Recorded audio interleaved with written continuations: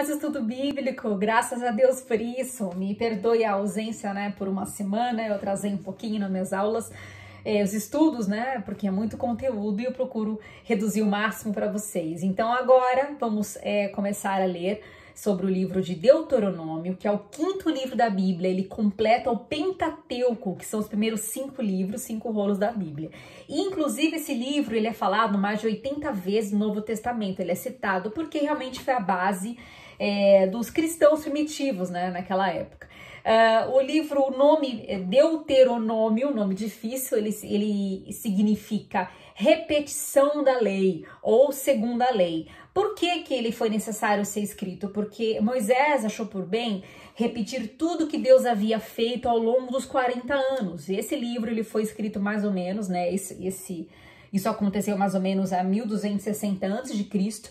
Então Moisés já estava para partir mesmo dessa terra, ele estava em vésperas de conquistar Canaã, né? Isso foi feito na região ali de Moabe, né? A vésperas ali de invadirem Canaã. Então era necessário que Moisés recapitulasse tudo que Deus fez, porque havia passado, gente, 40 anos no deserto.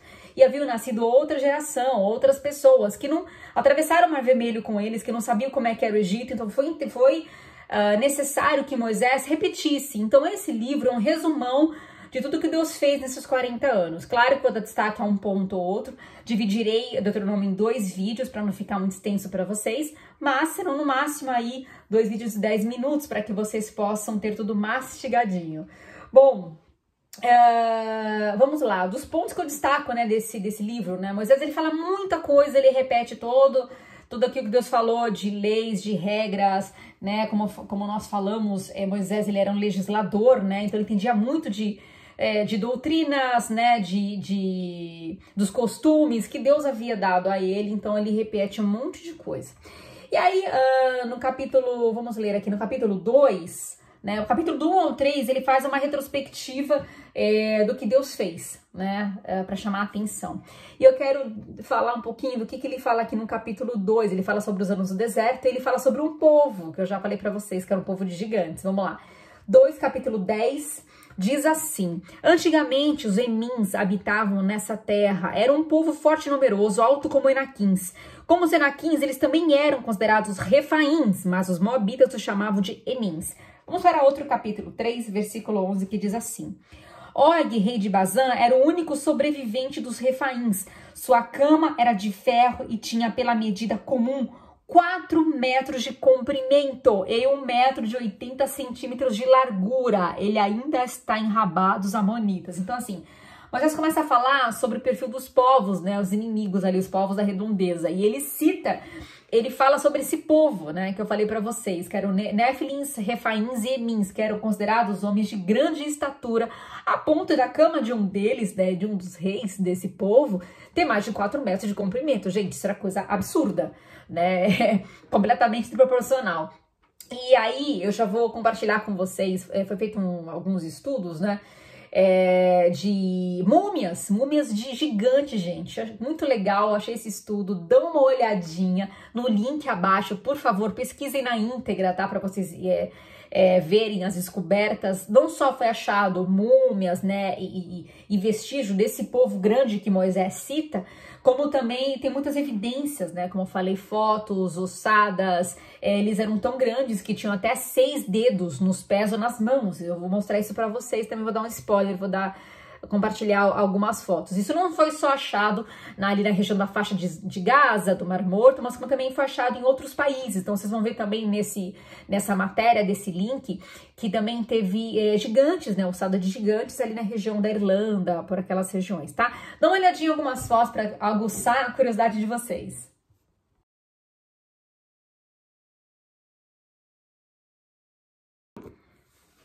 Interessante, né? Pois é, dá uma lida na íntegra aí nesse estudo que é bem bacana. Que bom saber que existem rastros do passado que nos comprovam a veracidade dos fatos, né? Muitas vezes a gente acaba lendo e fica assim, nossa, achando meio fantasioso, mas isso aconteceu mesmo. Bom, e aí, continuando aqui, então Moisés, ele reuniu o povo para poder falar, né, sobre os pontos muito relevantes, né, para que as pessoas possam registrar isso. Tudo que era falado era registrado em livros, em rolos. E aí ele fala então novamente sobre os 10 mandamentos. Ele aconselha para que quando for invadir a nova terra, né, os homens não se envolvam com as mulheres cananeias, as mulheres dos paus vizinhos, né? Por quê? Porque isso poderia influenciar e poderia corromper o povo. Deus fala isso, vamos lá no capítulo 7, versículo 3, ele orienta assim, vamos lá. Diz assim: não se case com pessoas de lá, não dê suas filhas aos filhos delas, nem tome as filhas delas para os seus filhos, pois elas desviariam seus filhos a seguir-me para servir a outros deuses. Então, assim, existe algo muito sério no casamento. Querendo ou não, essa convivência muito próxima acaba influenciando o pensamento do outro, a forma de agir, de pensar. E isso Deus se preocupava. Então, ele já avisou antes: olha, não se envolva com essas mulheres estrangeiras, porque isso vai corromper vocês, vai afastar vocês de mim. Né? E aí no capítulo 12 e 13 fala também um pouquinho sobre isso. Diz assim: não adorem o Senhor, o seu Deus, de maneira como fazem essas nações, os cananeus, tá? Porque ao adorarem os seus deuses, elas fazem todo tipo de coisas repugnantes que o Senhor odeia, como queimar seus filhos e filhas no fogo em sacrifício aos seus deuses. Então, assim, não é só uma questão de não misturar raça. Deus não tem preconceito com pessoas, mas existe uma influência por trás. Existem doutrinas, né, que são satânicas mesmo, né, que Deus ele promove a vida. Mas aqui, como ele fala, esses povos vizinhos, Deus não queria que eles se relacionassem, eles tinham prática de sacrificar, matar a criança. Então, isso era coisa repugnante. E a gente começa a ver, né, que não tem como você conter o homem. Muitas vezes acontece uma paixonite daqui e dali, o homem é falho, enfim, a mulher é falha, ele acaba cedendo ao desejo, e isso acaba influenciando. Hoje no Oriente Médio existem muitos conflitos, muitas guerras por conta de ideologias religiosas, mas houve muita mistura. A gente pode ver aí que existem países, no caso recente do Afeganistão, que para eles mulher lá e criança não tem nenhum valor, né? Então, para matar, para escravizar, para todo esse tipo de abuso, isso para eles acaba sendo até algo permissivo, né? Então, assim, é uma cultura completamente diferente. E por falar nisso, gente, olha só que interessante, vou deixar um outro link para vocês, da National Geographic, que eles fizeram uma pesquisa, eles publicaram um estudo de uma universidade que encontrou DNA através de ossadas encontrados em territórios palestinos, e descobriram que a maioria dos grupos árabes e judeus e libaneses tem o mesmo DNA, tem o DNA de cananeu, gente. Então, aquilo que a gente acabou de ler, que Deus falou lá atrás, ó, não se deitem com pessoas, né, não se casem com cananeus, porque eles têm uma influência que não é legal, né, o Deus que eles servem é diferente do nosso. E aí mostra que existiram gerações oriundas desses casamentos de cananeu com judeu, com árabe, deu toda essa bagunça aí que vocês veem hoje em dia. Então, Deus realmente avisa lá atrás das coisas acontecerem, mas ele não obriga ninguém, porque Deus não criou robô, ele nos deu livre-arbítrio. Bom, continuando aqui, Deus também fala através da boca de Moisés, né? Moisés fala dos grandes feitos que Deus fez, de ter sustentado eles 40 anos no deserto, de não ter desgastado as sandálias, por não ter deixado de faltar o maná nenhum dia, por ter tirado a água da rocha, ter mandado as aves, né, as cordonizes. Então, assim, ele fala do cuidado de Deus nos detalhes, para que as pessoas possam ver e não esquecer o que Deus fez, que sustentou ao longo desses 40 anos, né? E ele ainda fala assim: quando seus filhos perguntarem, né, essa geração nova perguntar, por que vocês fazem essas festas, celebrações e falam sobre isso, né? Por que esses 10 mandamentos, esses decretos? Ele fala assim: para que vocês possam conhecer o Deus que nos livrou da mão do faraó no Egito. Né, então, para Deus é muito importante a questão do valor de passar de geração em geração. Ele pede para que os pais eles repitam essas leis, né, repitam essa história de dia e de noite, em qualquer oportunidade para os filhos. Até fala, olha, prenda essas palavras, né, os 10 mandamentos, no umbral das portas, né, ou no batente das portas, ou na sua testa. Então você pode ver aí, eu vou até mostrar para vocês que tem alguns judeus ortodoxos que levam hoje no literal. Deus queria falar para que eles tivessem isso sempre próximo, a palavra sempre próxima, para que eles não esquecessem. Mas existem os judeus ortodoxos que levam, gente. Eles penduram, eles fazem aqueles cachinhos e penduram a palavra aqui pendurada, eles penduram na porta de casa. Então, é um grupo, né? Não são todos judeus que fazem isso, mas até hoje eles seguem essa regra de ter essa palavra aí para não esquecer, né? E isso é importante. Lembrando também que Jesus, aos 12 anos de idade, ele era uma criança, ele já conhecia todo esse Pentateuco que vocês conheceram ao longo de 20 e poucos vídeos, ele já conhecia de cor e salteado, ele ensinava os mestres da época. Então Jesus também teve uma criação também bem fidedigna. Dá uma olhadinha aí na foto desses judeus aí ortodoxos com as palavras penduradas.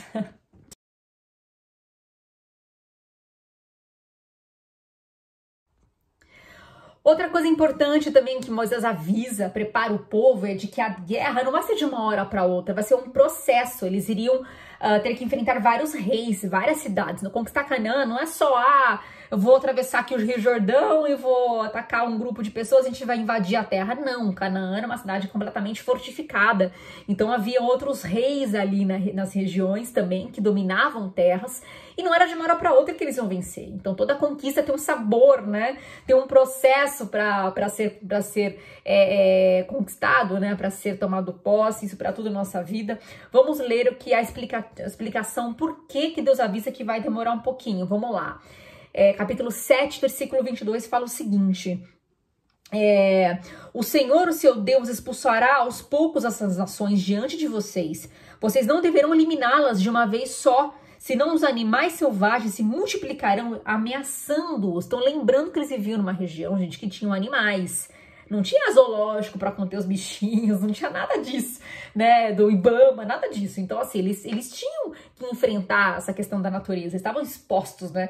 Então, se eles acabassem com todos os povos, automaticamente eles iam comer menos carne, ia ter menos bichos, e aí os animais iam começar a fazer estrago. Então Deus falou, não vai ser de uma hora para outra, mas vai demorar, mas por esse motivo. Então, às vezes acontece, né, de a gente achar que demora algumas coisas na nossa vida, mas é porque Deus enxerga coisa que a gente não consegue enxergar, né?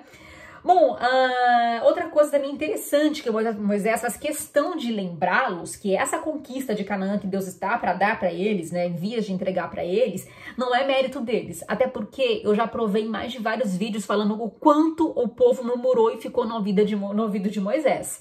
Então ele fala aqui no capítulo 9, interessante, 5 e 6, ele não podia deixar partir dessa terra sem dar uma lembrete para eles, né? 5 e 6 que fala o seguinte: não é por causa da sua justiça ou de sua retidão que você conquistará a terra deles, mas é por causa da maldade destas nações que o Senhor, o seu Deus, as expulsará diante de vocês, para cumprir a palavra que o Senhor prometeu sob juramento aos seus antepassados, Abraão, Isaque e Jacó. Portanto, esteja certo de que não é por causa da sua justiça que o Senhor, o seu Deus, lhe dará esta boa terra, essa boa terra para dela tomar posse, pois você é um povo obstinado. Então, gente, o povo não merecia, foi por a graça de Deus e porque Deus estava já por aqui com aquele povo idólatra. Então, nós fizemos um favor de entregar para eles essa bênção de Canaã. Também Moisés fala de algo muito profético. Deus já mostrou para ele de um profeta que nasceria no povo dele, já falando de Jesus, né? Então ele já viu que haveria um profeta maior do que ele, porque até aquele momento Moisés ele era o maior líder que já tinha existido em todos os tempos em relação a guiar um povo, né? Um povo grande. Ele fala assim no capítulo 18 e 19, ele fala assim, vamos lá, rapidamente... 18, 19, vamos lá, diz assim: levantarei no meio dos teus irmãos um profeta como você, porém minhas palavras na sua boca e ele dirá a você tudo o que eu lhe ordenar. Se alguém não ouvir as minhas palavras que o profeta falará em meu nome, eu mesmo lhe pedirei contas. Então assim, gente, aqui Deus está usando a boca de Moisés para falar que viria um profeta maior, que foi o próprio Jesus. Por que você fala isso, Lene, com tanta certeza? Porque Jesus fala sobre isso, em Atos também fala sobre isso. Vamos ler rapidinho, João 5:46, que fala assim, ó. Se vocês crescem em Moisés, Jesus falando isso, se vocês crescem em Moisés, creriam em mim, pois ele escreveu a meu respeito. Olha só isso, gente. Então, o próprio Jesus fala que Moisés estava falando sobre ele. Então, é coisa muito linda, a Bíblia toda se completa, do Antigo ao Novo Testamento, sabemos disso. E aí, no capítulo 17, Moisés começa a falar o seguinte, olha, lá na frente vocês vão pedir um rei para vocês, porque até aquele momento não era rei. Ele é só um líder, né? Um líder, tudo bem que ele tinha autoridade legal sobre o povo, né? De guiar e julgar o povo, mas não tinha ele não tinha a função monarca. pro povo da época. Então Deus já prevê que depois de 400 anos eles vão exigir um rei. E a gente vai chegar nessa etapa. E aí Deus começa a falar qual que é o perfil de rei que ele gostaria que tomasse posse, né? Ele fala que não deveria ser estrangeiro, por conta dos motivos que eu já falei. Deveria falar também, deveria ser uma pessoa íntegra, não adquirir muitos cavalos ou muitos bens. Diferente do que a gente vê hoje, né? De político, de tantas outras coisas assim que dominam tantos países pobres, cujos os reis e os governantes, né, presidentes, andam em carro de luxos e o povo perece. Então lá atrás ele já falou, eu não quero rei nesse perfil. Deveria ter uma cópia aqui fala, né, cópia das leis, assim como o Moisés ele falou dos 10 mandamentos para o povo. Esse rei que fosse levantado no futuro deveria ter a cópia dessas leis para ele. Para quê? Para que ele fosse humilde. Então Deus fala assim, ó, Deuteronômio rapidinho, 17:20, fala assim, ele não deverá tomar para si muitas mulheres, se eu fizer desviará seu coração, também não deverá ter acumular muita prata e muito ouro. Deus já falando sobre esse líder que ele gostaria que tivesse. Aí ele fala para ter uma cópia para si das leis. Ele fala assim, isso fará que ele não se considere superior aos seus irmãos israelitas. Então, gente, esse é o perfil de líder que Deus espera e que não existe. Raramente existe. Então, vamos lá. Por enquanto, então, é isso. Vou encerrar por aqui e a gente continua no próximo vídeo sobre a segunda parte final de Deuteronômio. Até lá!